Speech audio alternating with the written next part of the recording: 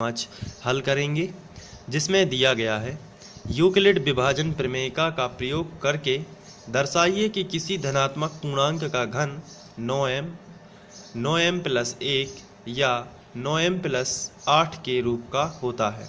तो इसको हमें सॉल्व करना है। तो सबसे पहले तो हमें धनात्मक पूर्णांक दिया गया है और धनात्मक पूर्णांक का घन हमें घन करके सॉल्व करना है। तो मान लेते हैं कि धनात्मक पूर्णांक a है।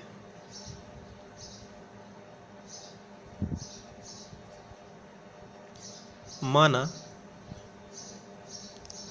धनात्मक पूर्णांक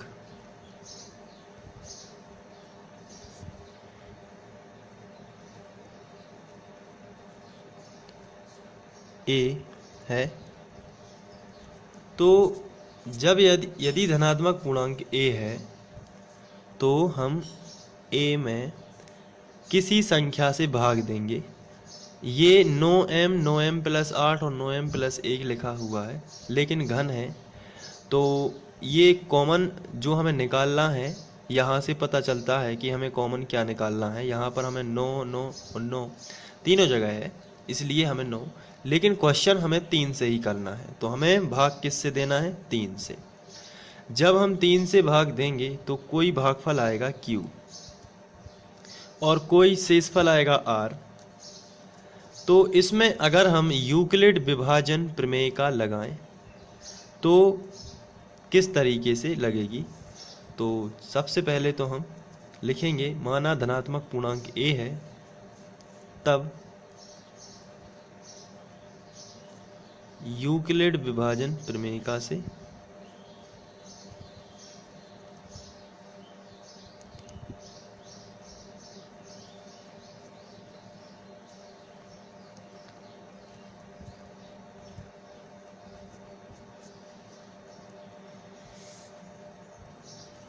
यूक्लिड विभाजन प्रमेय में हम यहाँ पर a का मान a बराबर लिख सकते हैं 3q plus r। 3q plus r, ये यूक्लिड विभाजन प्रमेय का से इस तरीके से लिखा जाता है। बीच वाली संख्या को आपको एक तरफ लिखना है और शुरू वाली संख्या का गुणा आखिरी वाली संख्या में करके प्लस में आपको क्या लिखना है? शेषफल। अब r का मान क्या क्या हो सकता है? तो आंसर है r का मान, यानी कि शेषफल जो है हमेशा भाजक से छोटा होता है। तो भाजक से छोटा होता है, इसका मतलब ये है कि r का मान या तो 0 हो सकता है, या तो 1 हो सकता है, या फिर 2 हो सकता है।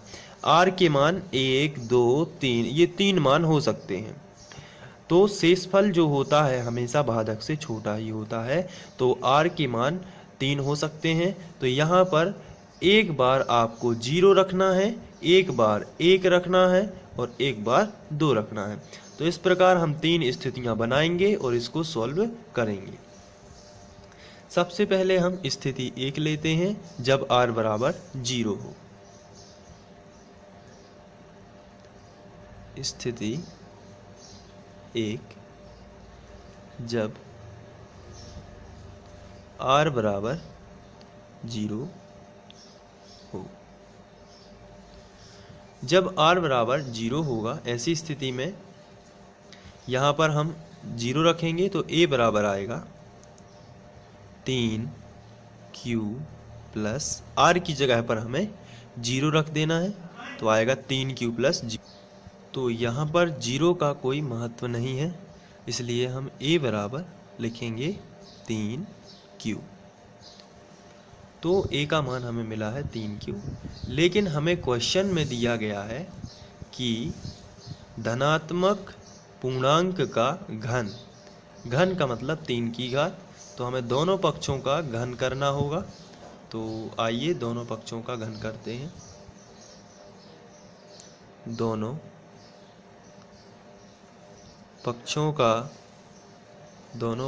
का घन करने पर, दोनों पक्षों का घन करने पर, तो यहाँ पर a का घन हो जाएगा बराबर, यहाँ पर 3q, इसका भी हम लोग घन कर देंगे। आगे बढ़ते हैं। तो यहाँ पर a घन ज्यों का त्यों रहेगा और 3q का घन। तो 3q का जो घन है इसको हम इस तरीके से लिख सकते हैं। घन का मतलब होता है 3 बार लिखना, 3q गुणित 3q गुणित 3q। अब हम संख्या का संख्या में कर देते हैं पहले। 3 तिरका 9 और 9 तिया 27, ये संख्या का संख्या में हो गया। इसके बाद q का q में करेंगे। तो q का गुणा q में होगा तो आएगा q वर्ग, 2 बार हुआ तो आया q वर्ग, और इस q वर्ग का गुणा इसमें होगा तो आएगा q घन। तो इसका आंसर आया 27q घन। तो यहाँ पर हम लिख सकते हैं 27q घन। तो इसके बाद हम आगे बढ़ते हैं और a घन बराबर, इस 27q घन को हम 9 के रूप में बदलना चाहते हैं। 9 हमें को उभयनिष्ठ निकालना है, क्योंकि हमारा जो क्वेश्चन है वो 9 बाहर हमें हर जगह निकालना है। इसलिए हमें पता चल जाता है कि यहाँ से भी हमें 9 बाहर निकालना है। तो 9 कॉमन ले लेते हैं तो आएगा 9 का इसमें भाग चला जाएगा तो 9 तिया 27, कितने बार गया? 3 बार। तो आप यहाँ पर लिखोगे 3 और q घन ज्यों का त्यों। यहाँ से हम इतनी संख्या को m मान लेते हैं। तो जो a घन है, किसी संख्या किसी धनात्मक पूर्णांक का घन 9, और इसको हम मान लेते हैं m, तो 9m के रूप का हो गया। आप यहाँ लिख सकते हो जहाँ m बराबर 3q घन, ये हमने m की जगह पर लिखा है 3q घन। अब इसके बाद ये तो थी स्थिति 1। अब हम लोग स्थिति 2 की बात करेंगे। स्थिति 2 में जब r बराबर, अभी हम लोगों ने r बराबर 0 लिया था, अब लिखेंगे जब r बराबर 1 हो तो,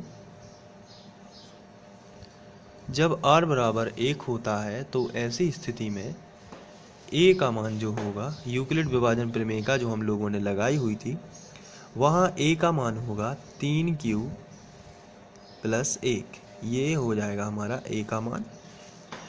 अब चूँकि हमें दोनों पक्षों का घन करना है, हमारे क्वेश्चन में भी लिखा हुआ है कि धनात्मक पूर्णांक का घन करना है, तो हम लिखेंगे दोनों पक्षों का घन करने पर, दोनों पक्षों का घन, यहाँ पर हम दोनों पक्षों का घन कर देते हैं तो a का भी हो जाएगा घन और 3q प्लस 1 इसका भी घन हो जाएगा। ये रहेगा a घन।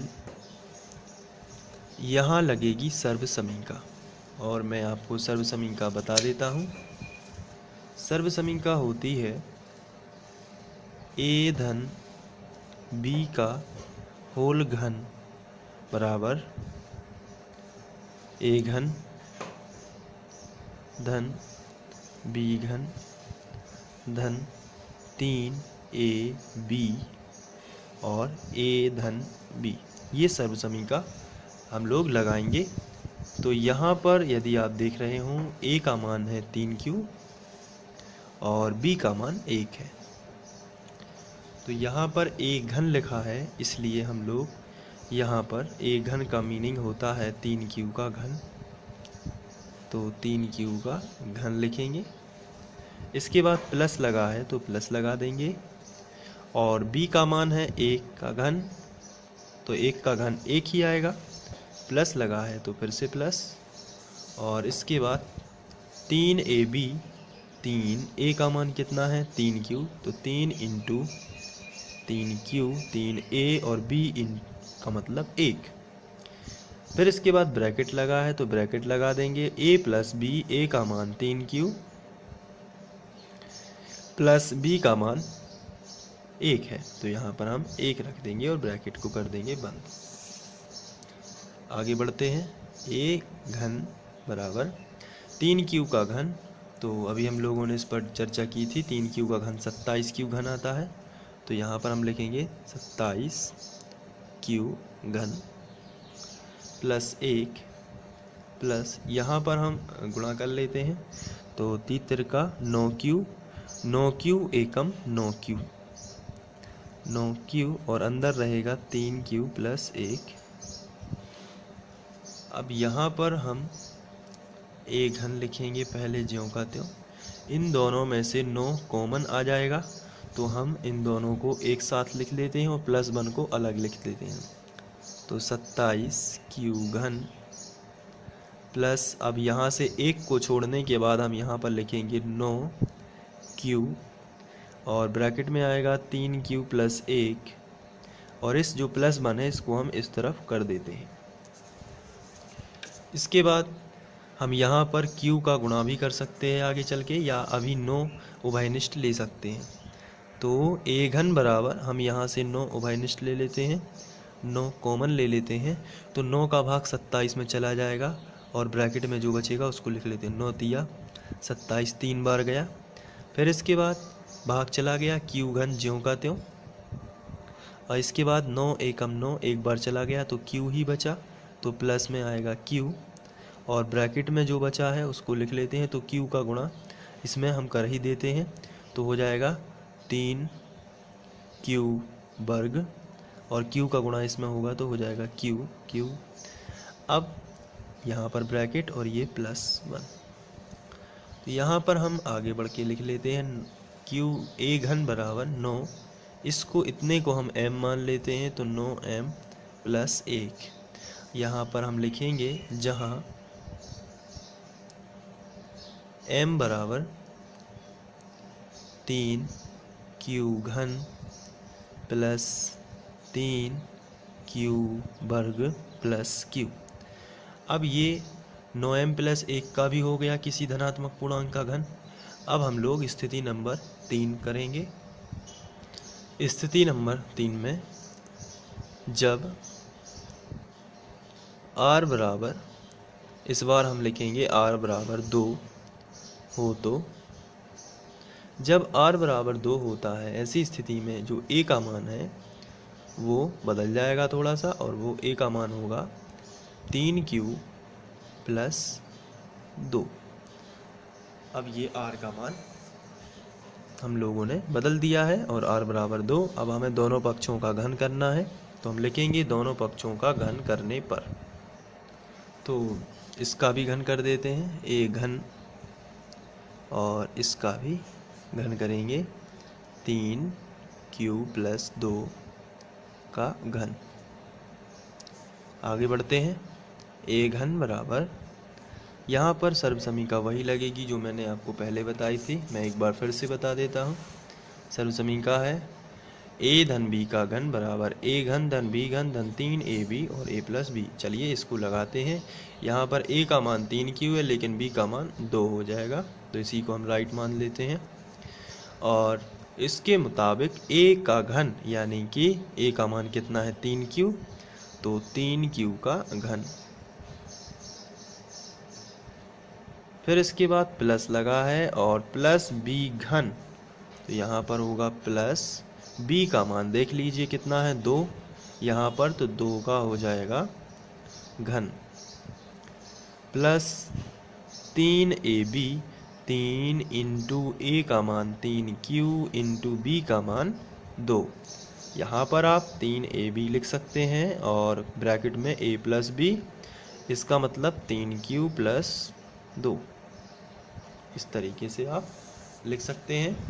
आगे बढ़ते हैं तो आ जाएगा a घन बराबर, यहाँ पर आएगा 9 तिया 27 क्यू घन, इसको हम कर चुके हैं, प्लस यहाँ आएगा 2 का 3 बार हो जाएगा, 2 गुणित 2 गुणित 2 यानी कि 8, प्लस यहाँ पर देख लीजिए 3 तिरका 9 9 दूनी 18 क्यू और ब्रैकेट में आएगा 3q प्लस 2।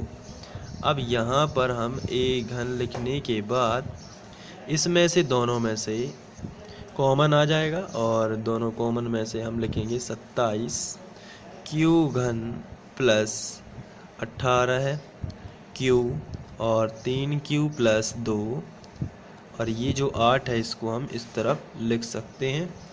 अब हम कॉमन निकाल लेंगे यहाँ से, तो a घन बराबर 27 यहाँ है तो दोनों में 9 कॉमन आ जाएगा, तो 9 कॉमन निकालने से यहाँ बचेगा ब्रैकेट में 9 तिया 27 यानी कि 3 बार चला गया भाग, और q घन ज्यों का त्यों प्लस 9 दूनी 18 यानी कि 2 बार चला गया, और q का गुणा इसमें कर देते हैं तो ये ब्रैकेट में 3 दूनी 6 हो जाएगा सबसे पहले तो, और या फिर अभी गुणा नहीं करते हैं, थोड़ी देर बाद गुणा कर देते हैं, तो q और q का q में तो कर देते हैं 3 दूनी 6 q स्क्वायर, और प्लस q का गुणा 2 में होगा तो आएगा 2q, और प्लस में आएगा 8। तो यहाँ पर आप फिर से समझ लीजिए 9 दूनी 18, यहाँ आया 2 लेकिन 3 से गुणा हो गया तो आ गया 3 दूनी 6 डायरेक्ट में, और q का q में q स्क्वायर। अब यहाँ पर 2q है पहले से ही, तो 2q का 2 में होगा तो आ जाएगा 4q, 2 दूनी 4q और प्लस 8। अब यहाँ से ठीक है सवाल, तो a घन बराबर, इसको हम 9 लिखते हैं, इसको हम m मान लेते हैं पूरे को, तो आएगा 9m प्लस 8, जहाँ हम लोग m का बता देते हैं कि कितना है m का मान, तो जहाँ m बराबर 3q घन plus 6q square plus 4q, ये m का मान आ जाएगा। और इस तरीके से हम देखते हैं कि a के हमें 3 मान मिले हैं। पहला मान हमें a का मिला था 9m, दूसरा a घन जो मिला था वो 9m मिला था, दूसरा जो हमें a घन मिला था वो मिला था 9m प्लस 1, और थर्ड जो हमें मिल रहा है a घन बराबर 9m प्लस 8। तो अतः है किसी धनात्मक पूर्णांक का जो घन है वो इन तीनों रूपों का होता है। इस तरीके से आप ये कर सकते हैं। और इसका जो नोट्स है वो यदि आपको इसको अच्छे से लिखना है,